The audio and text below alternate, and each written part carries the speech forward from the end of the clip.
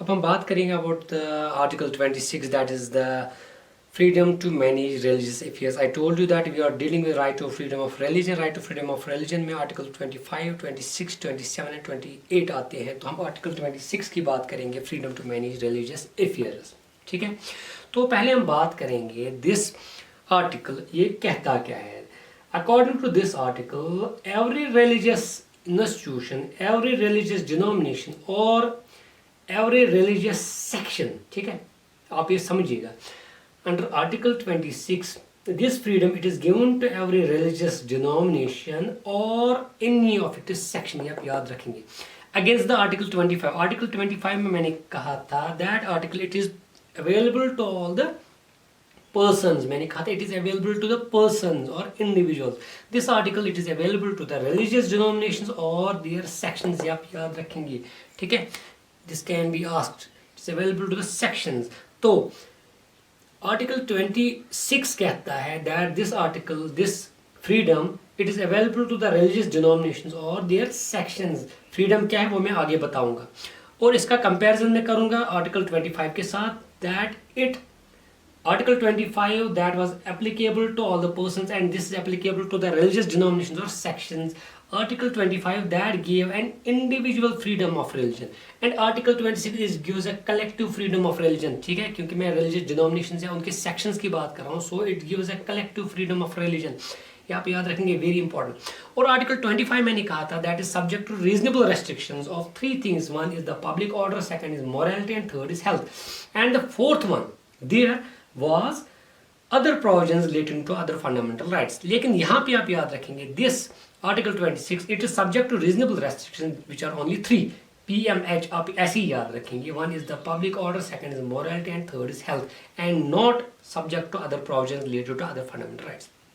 ठीक है, I hope आपको समझ आया. अब हम बात करेंगे रिलीजियस डिनोमिनेशन या सेक्शन क्या होता है. कॉन्स्टिट्यूशन इस चीज को डिफाइन नहीं करता बट सुप्रीम कोर्ट ने इस चीज को डिफाइन किया है, तो मैंने इसके लिए एक एक्रोनियम तैयार किया है जो आप याद रखेंगे.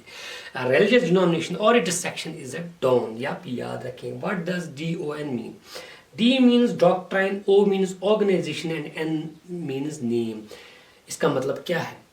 एज पर सुप्रीम कोर्ट हम किसी भी डिनोमिनेशन को रिलीजियस डिनोमिनेशन तब करार देंगे when it satisfies three conditions. Number one, it should be the collection of individuals who have a system of beliefs or doctrines which they regard as conducive to their spiritual well-being. ठीक है, एक ऐसी collection को which have a system, who share a system of doctrines.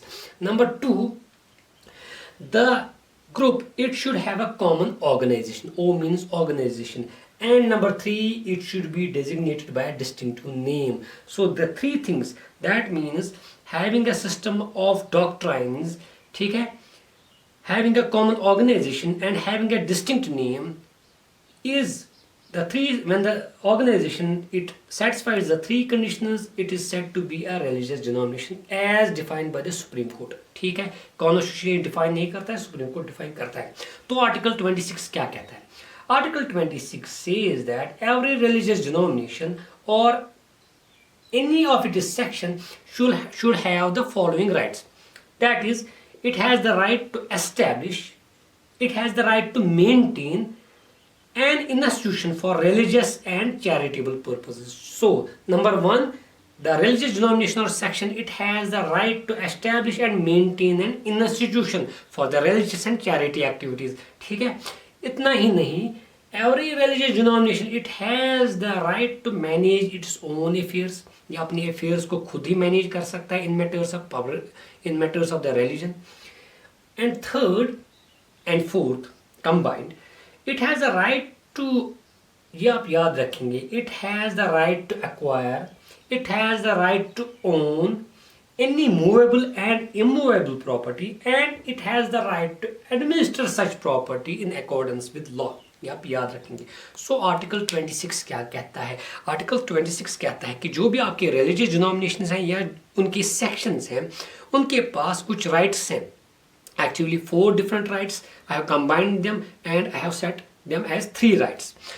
One is the right, वो क्या कर सकते हैं, वो एक इंस्टीट्यूशन खुद एस्टेब्लिश कर सकते हैं, उसको खुद मेंटेन कर सकते हैं और वो अपने जो मैटर्स हैं उनको खुद या अपने अफेयर्स जो है वो उनको खुद मैनेज कर सकते हैं इन मैटर्स ऑफ रिलीजन, एंड वो कोई भी मूवेबल और इमूवेबल प्रॉपर्टी को एक्वायर कर सकते हैं, ओन कर सकते हैं और उसको एडमिनिस्टर कर सकते हैं as per the law. So this is all about article 26 of the constitution of India. इसके बाद हम बात करेंगे about article 26 of the constitution which deals with freedom from taxation for promotion.